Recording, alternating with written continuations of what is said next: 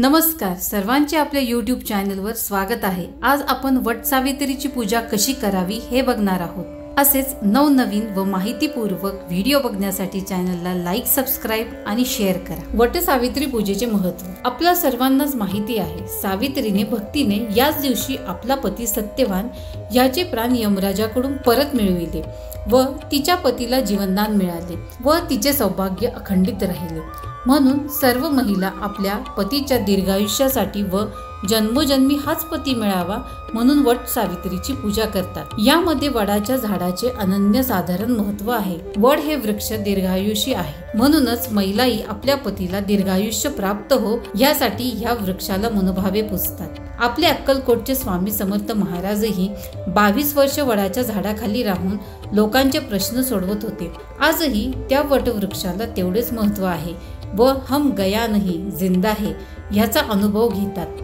ह्या झाडाखाली नेहमीच महाराजांचे वास्तव्य असते। ते नेहमी म्हणत वड वड मूळ मूळ, म्हणजेच या विश्वाचे मूळ महाराज आहेत। महिलांनी वट सावित्रीच्या दिवशी काय करावे हे आपण अगदी थोडक्यात बघूया। उपवास सर्व महिलांनी दिवसभर उपवास करावा।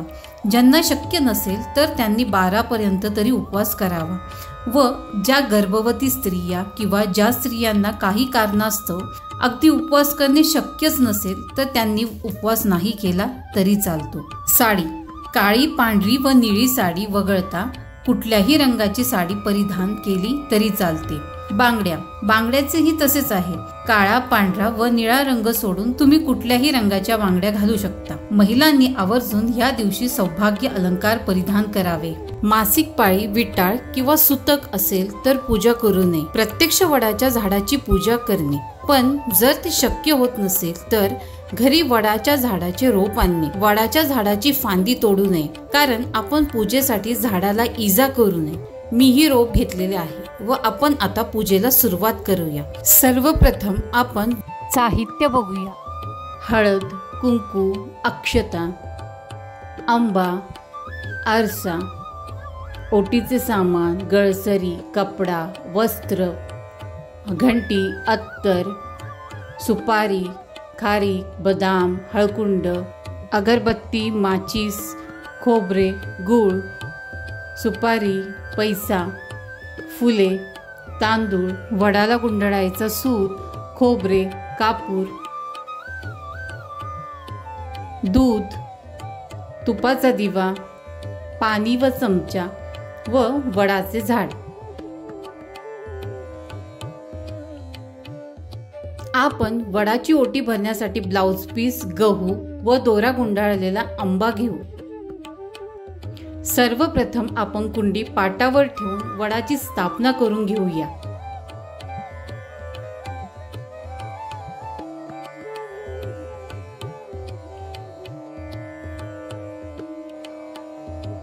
त्यानंतर आपण पाटाभोवती रांगोळी काढून घेऊया।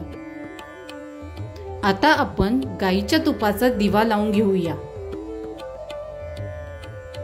सर्वप्रथम आपल्याला गणपतीची स्थापना करायची आहे। त्यासाठी विड्याच्या जोड पानावर तांदूळ ठेवून त्यावर गणपती म्हणून सुपारीची स्थापना करणार आहोत। गणपतीला हळद, कुंकू, अक्षता व अष्टगंध वाहावा। गणपतीला आवडणारे लाल जास्वंदीचे फूल वाहावे व पाण्याने पाटावर भरीव चौकोन आखून गुळ खोबऱ्याचा नैवेद्य गणपतीला अर्पण करावा।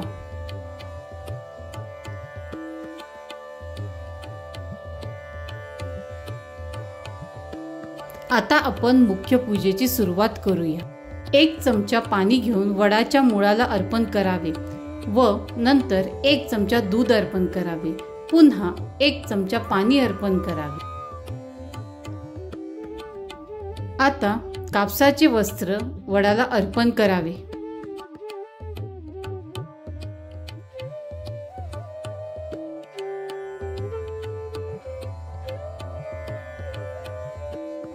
वडाला अत्तर लावून घेणे।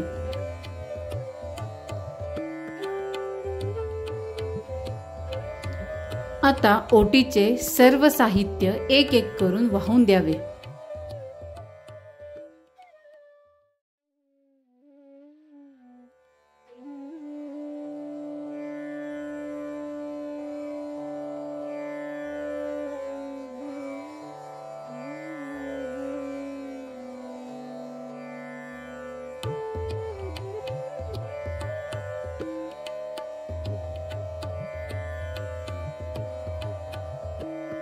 वटसावित्रीच्या पूजेमध्ये आंब्याला फार महत्त्व आहे. वडाला आंबा अर्पण करावा व फुले वाहावीत.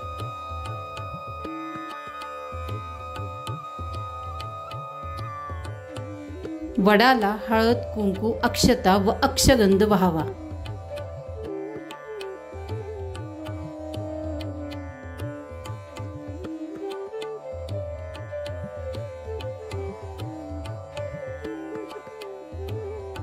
वडाच्या झाडाला सूत व्यवस्थित बांधून घ्यावा व सूत गुंडाळण्यास सुरुवात करावी.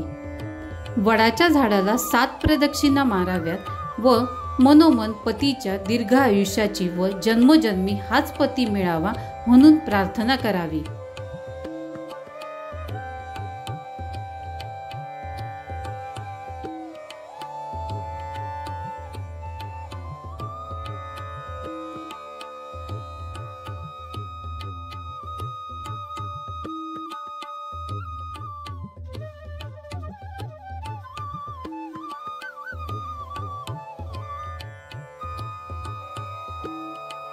सातवी प्रदक्षिणा संपूर्ण झाल्यावर रीळ न तोडता तेथेच ठेवून द्यावा.